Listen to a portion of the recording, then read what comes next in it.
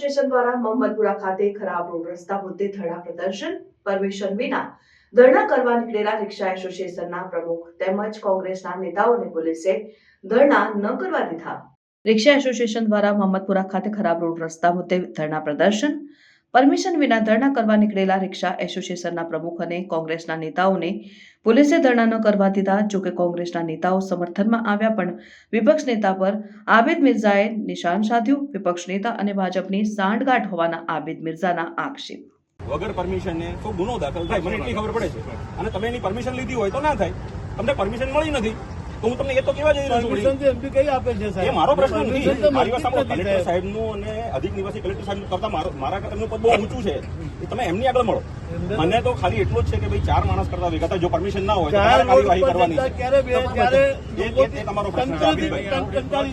પણ બધાને ત્યાં કલેક્ટર કચેરીએ લઈ જાવ, એ લોકોએ પરમિશન નથી આપી। મારું કેવું એ કલેક્ટર કચેરી તમારો વિષય છે, કલેક્ટર કચેરી મારા ક્ષેત્રમાં કરશો તો પછી હું જ કરીશ ને।